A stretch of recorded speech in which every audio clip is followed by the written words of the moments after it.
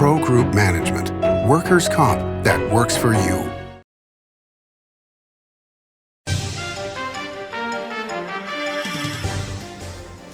Welcome to Nevada Newsmakers. I'm Randi, Thompson, filling in for Sam Shad. Today I'll be talking with P.K. O'Neill, the Assemblyman who's the Assembly Minority Leader for the Legislature. Coming up on an all-new Nevada Newsmakers. Save money and take transit. Did you know you can ride the bus all day for less than what it would cost you for a gallon of gas? Plan your trip now by going to rtcwashoe.com. Love and luck are in the air at Carson Valley Inn. $1,000 winners guaranteed every drawing night. Up to $7,500 every Saturday. And $15,000 in grand prize giveaways Friday, March 31st. It's the Love and Luck giveaways at the Carson Valley Inn. Big R in Sparks is located on Bering Boulevard next to Smith's and across from Reed High School. It's a 50,000 square foot hardware store and a whole lot more. It's huge, with clothing, power equipment, tools, and of course, hardware. Big R is located on Bering Boulevard in Sparks, next to Smith's and opposite Reed High School. Big R, hardware, and a whole lot more. Hi, I'm Renee Summerhour, digital news anchor here at 7 at 7. Watch our streaming nonstop newscast immediately with your mobile phone. 7 at 7 is the new way for you to get every bit of local news you need in just 7 minutes. Breaking news, local neighborhood news, weather, and sports are just a click away. Reporters bring you all of what's happening in the Valley. From Roku, Amazon Fire, Apple TV, YouTube, and more. Get every bit of local news you need from the RJ and LVRJ.com. Win some Leprechaun loot during the $75,000 all-cash Go Green giveaways. More than 150 winners in all. Find your pot of gold with $15,000 in weekly cash giveaways guaranteed. And $25,000 in grand prize giveaways, including a $15,000 cash top prize. It's a good time to win at Tamarack Casino. Nevada Newsmakers Studio is located at the headquarters of the Nevada Trucking Association. Motion and purpose are a truck's greatest virtue. This is Nevada Newsmakers with host Sam Shad, a no-holds-barred political forum. Now, from the Nevada Newsmakers broadcast headquarters, here is Sam Shad. And we're back on Nevada Newsmakers, and I'm joined today by the Assembly Minority Leader, P.K. O'Neill. Good to see you, sir. Thank you, Randy. I'm glad to be back with you again. Now, okay, so we're taping this on March 1st, and you actually get to go to work today. You've had two snow days, and we were just discussing, when was the last time you actually had a snow day at the legislature? I can't remember one. Yeah. We've had some delays, early outs, but I can't remember when we've actually had a canceled day. Mm-hmm. So it's whatever you say, I'll agree to it.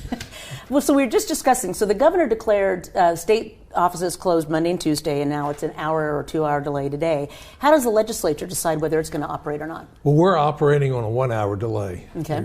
And it's the decision is made really in a combination of leadership gets together with the Legislative Council Bureau people. In this case, the head of LCB is Brenda Eros.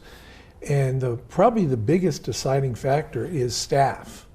We have staff from Stagecoach, out down in Minden, North Reno, coming all in. And we want to get them in safely, and it's can they get here? Most of the legislators are already residing here in Carson City. Those from Vegas have rented apartments, some houses, motel rooms, etc. So they're basically already here in Carson. Mm-hmm. But it's that staff. It's very, very difficult to conduct a committee meeting or a floor session without staff there managing it, recording it, processing the bills, etc.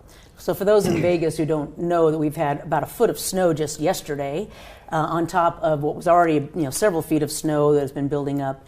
And it's interesting to see that when somebody asked me why would the governor delay on Monday, and I said, well, did you see the 36-car pileup in Washoe Valley on Sunday? So, and Sunday it wasn't even snowing, it was just foggy. So it's been a wacky weather year so far. It has. I can attest to that, having gotten up very early this morning and had to shovel my driveway so I could get my truck out. Yep. And it wasn't the first time I was out doing that. It seems like that's my exercise now. Oh, it is. It's crazy. So anyway, let's talk about the legislature. So what are your priorities for this session, knowing that you've got a supermajority in the Assembly of Democrats? Well, I can say somewhat jokingly to get through it, but the bottom line is, in all honesty or sincerity speaking, is we want to support, we've got a Republican governor. He has 3 major goals, and that is diversify the economy, improve education, the delivery of education, and public safety. And when I look at public safety, I look at it as an overarching comment. I may have done 40 years in law enforcement, but to me, public safety is just not police and fire. It's also mental health, your physical health, and providing those services. So we have an economy, a state that thrives business-wise, with good education being performed, and in a safe environment to allow all that to occur. Okay, so let's talk a little about education. The governor came out very strong for school choice. He came out saying that he was going to increase. Is he increasing education budget by $2 billion, or he's putting $2 billion into that? What was the $2 billion he promised for education? Well, it's both. When you put $2 billion in, so you're bringing an additional money to it, but he's looking at the delivery of education. Okay. Just the other day, we were able to find some money, and he's putting that towards transportation for the charter schools. Which is a big deal. Yes. That's really a big deal. And it's always been a large issue of, you have these charter schools, but how do you get there? How do the parents get their children there? And it's been incumbent upon the parent. And I compliment every parent that is committed to that extent that they have rearranged and made sure that their child can get to that charter school. Mm-hmm. Now, with possibly the addition of busing for them or some type of transportation, I think charter schools will even expand more. We only have one charter school here in Carson City, mm-hmm. But I'd like to see it expand more and bigger and larger opportunities to deliver education that fits the students' needs. Yep. So the governor was criticized for saying, I'm going to increase education by $2 billion, because a lot of people didn't think there was any accountability there. But he does have some strings tied to that money, doesn't he? And that's what he's doing now, and that's what I think a lot of people are disagreeing with. Mm-hmm. They don't like the accountability. As you well know, and probably most of your audience, a couple weeks ago, he put executive order out asking all the school districts to submit to him or to his office any audits that have been done on the school districts. And so he can analyze and look where they have been questioned and their responses to the various audits. I'm not going to get argumentative with the school districts themselves, but I do believe, and I know there have been audits that have been basically put in shelves and just to collect dust. Mm-hmm. During a hearing the other day, I asked the Department of Education, have they done a study on the same school district, take 2 schools that are basically equivalent to one another, possibly in the same zip code even, 2 elementaries, 2 high schools, whatever it may be, and see why is one outperforming the other. Mm-hmm. That's what we have to get down to, the granular. Why are some schools doing better than others within the same districts? No. And then try to extract that out and then repeat it, put it over to the other districts. That's, our biggest thing as Republicans is we believe in free enterprise and competition, which has made this country grow and be the leading country in the world. Everybody sees the United States as the place to be. And it's because we keep striving to do better and better every time. From my business days in college, thousands of years ago, it was always build the better mousetrap. Mm-hmm. You remember that? Yep. And that's what we should do again with education, is not sit where we are.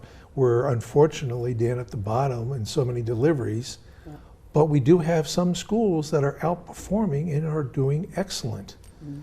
A few years ago, a couple of schools in Washoe County were ranked national. Yep. Now, why can't we replicate that across the board? Yep, good question. We're going to ask more questions. We'll be right back right after this.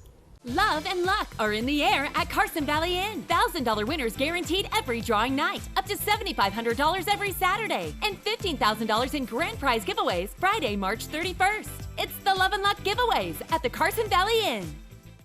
What do you count on? you count on your power every day. At NV Energy, we've always powered what's important to you, but we're not looking at the past. We're focused on the future. While our standards are high, our rates will remain low. And our commitment to renewables isn't just meeting standards, but leading the way. Because you can count on more than just your power. You can count on the company who brings it to you. That's our promise. You can count on it. The Do It Right guys at Nevada Heating have one mission. Your furnace breaks down today, we fix it today. Why freeze for days while your furnace is down when Nevada Heating can get the job done today and you can get warm again? For nearly 50 years, locally owned Nevada Heating has been getting the job done right. Call today at 323-5585 and we'll fix it today. That's 323-5585 or online at nevadaheating.com. Like a traditional handmade basket, retail is woven into the fabric of life in Nevada. From big box to mom and pop, retail supports our communities in countless ways. Jobs for the disabled, team uniforms for kids, help for the elderly, and so much more. Retail employs over 1 in 10 workers. Retail supports Nevada, and we support retail. RANNV.org. Win some Leprechaun loot during the $75,000 all-cash Go Green giveaways. More than 150 winners in all. Find your pot of gold with $15,000 in weekly cash giveaways guaranteed. And $25,000 in grand prize giveaways, including a $15,000 cash top prize. It's a good time to win at Tamarack Casino. This is Nevada Newsmakers. And back on Nevada Newsmakers with Assembly Minority Leader P.K. O'Neill. So we were talking about education, and I'm a big school choice person, but I'm also a public school graduate of Washoe County. But it seems like you after the governor said, I'm going to give you $2 billion more, and then the Democrats came out and said we want another $250 million. There's just never enough money for education. And yet, if they really were focused on student performance and getting kids a better education, why don't they look at school choice more? Because everybody learns differently. Some kid might really do well at a Montessori school or a Catholic school or a public school, but it seems like school choice for parents and for students is really just being ignored. And you want me to disagree with you? Oh, is that just a rhetorical question? Yeah, trying to figure out where's the question in there. Yeah. Well, I guess I'm just saying, why aren't the Democrats looking more at flexibility in school teaching, or is it all just about the teachers' union? You still want me to answer that? Okay, I guess I'm asking a question that I'm answering myself, aren't I? It's not fair for me to talk about for what the Democrats say. Yeah.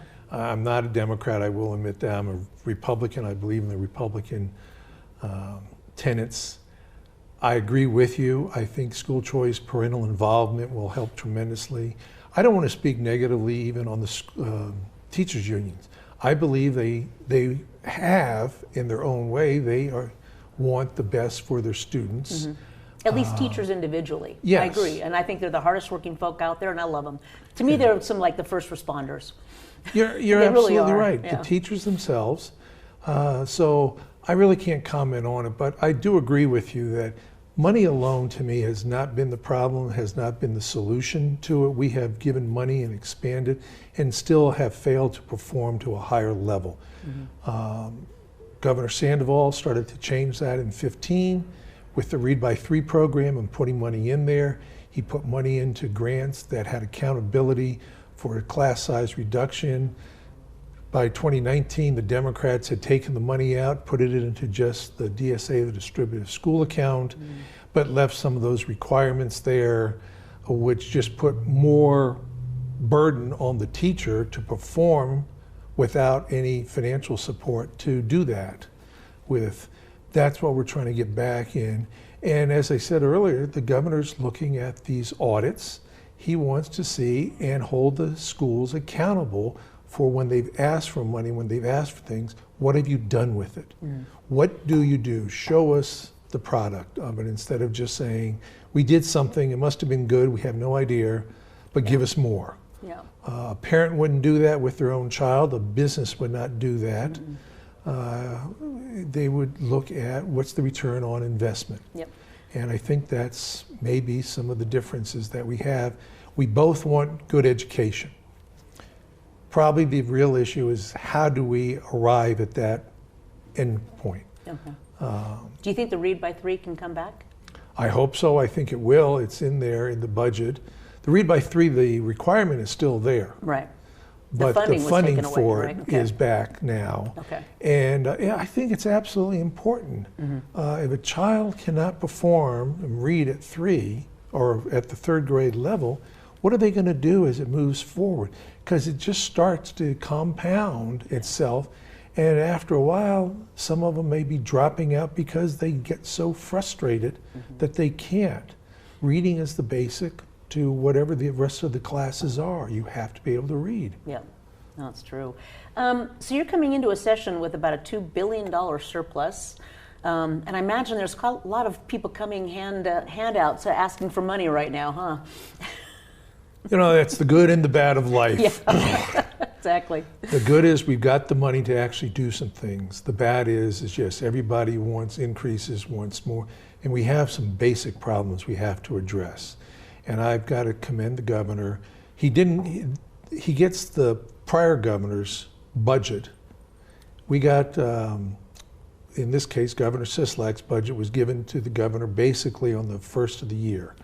And he had to rearrange it to meet his priorities and change things around. And his transition team, of which I was fortunately or unfortunately, depending how you want to look at it, part of, really worked hard and delivered, once again, a balanced budget with emphasis on education, emphasis on increasing the rainy day fund, the school educational stabilization fund, or whatever the formal name is now, another rainy day fund, I think is one of the greatest things going, because historically, Nevada's economy somewhat looks like an EKG. It goes up and it goes down in real sharp peaks and valleys.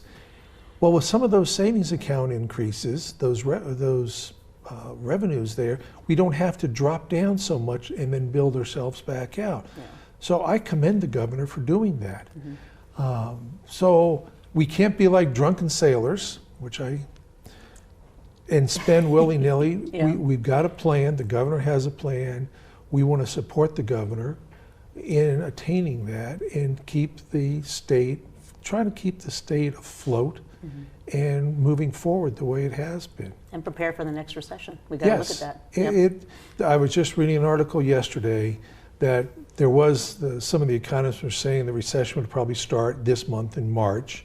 Now another set have said, okay, it will probably be in early to mid-summer, and a good portion of them are now looking more towards the end of the year for a recession.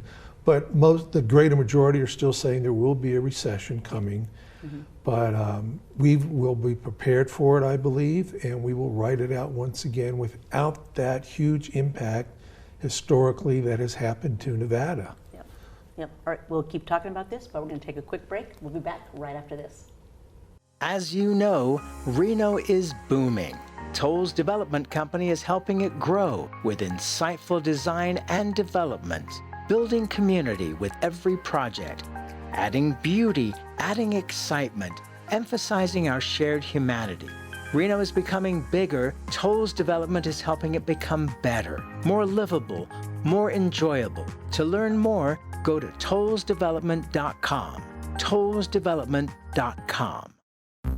Retail's impact on Nevada's economy? Enormous. 8,600 businesses, large and small, employing 145,000 workers. And last fiscal year, retail paid tax on nearly $60 billion in sales. We're the Retail Association of Nevada. We support retail, we help it grow, and we mean business. RANNV.org. Pro Group Management is the place where companies can find workers' comp solutions that are designed to meet their specific business requirements. As regulations evolve, Pro Group takes a proactive approach to clear the path to make sure your business stays ahead of the curve. Knowing your workers' comp program is optimized, you can focus on other important matters related to your growing business. Pro Group Management, workers' comp that works for you.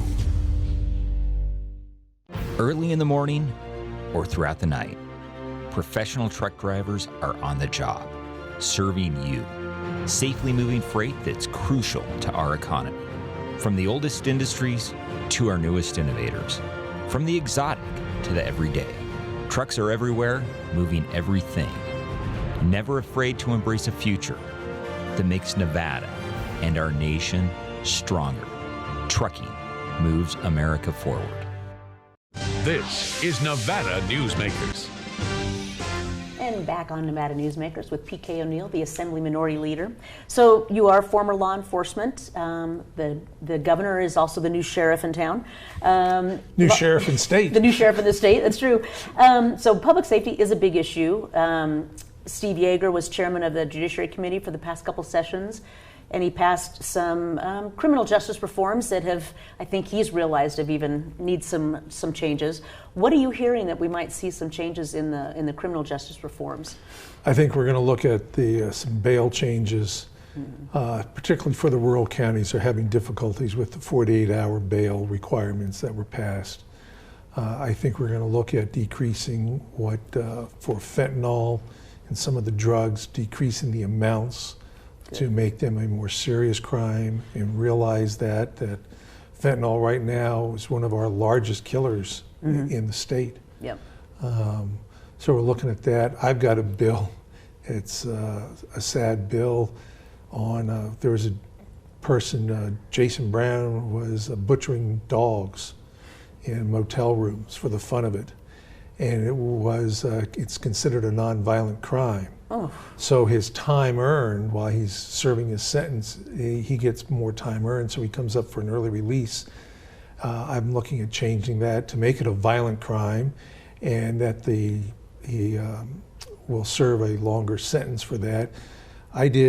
Most of my time in law enforcement was in violent crimes, and just about every person that was a serial killer or multiple murderer, when I did their background, had a history of some type of animal abuse, whether with cats or dogs. Oh, wow. And it's just a next step forward to me. So we've got to take that seriously. We've got several others that are going forward, like I said, with bail, how the public defender's office is funded, to make sure, we've got to make sure that those accused do have proper representation in the state. And once again, Nevada being 110,000 square miles, what works in Clark County or Las Vegas doesn't always work, even in Mesquite, the same county. Doesn't work down in Laughlin. So we have to look at things and make sure that our criminal justice system is equal across the state. But we really got to look at the crimes and the severity of them and how they impact the communities themselves. Well, sentencing reform comes to mind. I just read recently about a man who committed fraud and got 6 years in prison, but a guy who killed somebody only got 9 months because of, he'd been in the local jail for a long time. I mean, how do you get away with murder, literally, and get 9 months sentence? I wish I could give you a good answer to that, and I don't, unfortunately. And yet this legislature keeps passing bills that say that you have to do a minimum this or a minimum that in sentencing. But it seems like it's very erratic. Well, I'm going to say this. As you said, we've got a new sheriff in state. Once again, I can't speak for the governor himself or his office, but I believe whether the bill is a criminal justice issue, no matter what the bill is, if it does not go to the governor's office with a good number of Republican votes on it, names on it, however you want to say, I think it'll be vetoed. If it's a strict party vote, I believe that it will be assigned and will most likely be vetoed. But once again, I'm not speaking for the governor. This is my own personal belief. Well, you've reached across the aisle. This governor's already talked about reaching across the aisle. There are common areas that we can get together on. Oh, yes. And public safety should be one of them. But again, as Steve Yeager said in a meeting once, I want to put a person in jail that I'm afraid of, not that I'm mad at.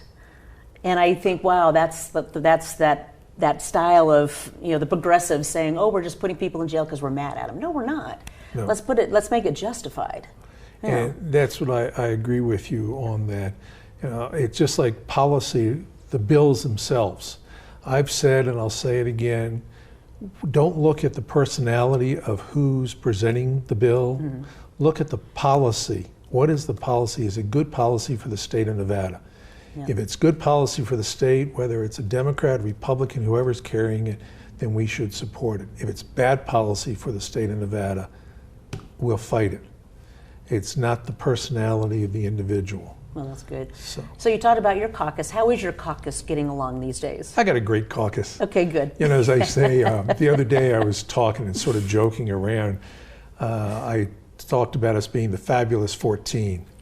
And apparently it's stuck because I've heard other people saying that too, the Fab 14. And unfortunately we're in the minority, but I think we're doing a good job.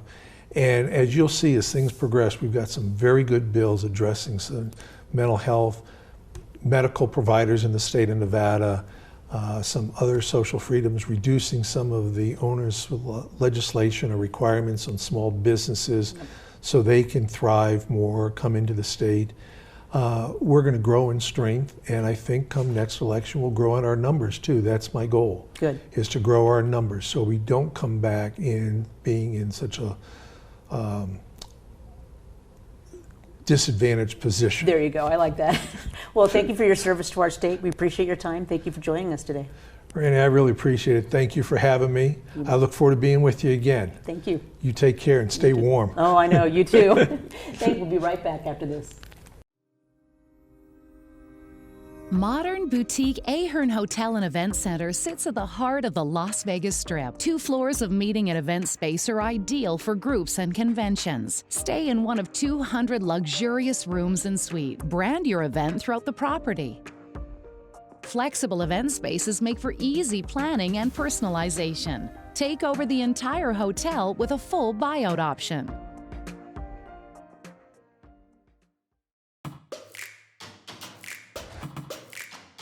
Snorkel personnel lifts are engineered beyond the industry norm to an uncommon level of safety and durability, and with an eye towards sustainability.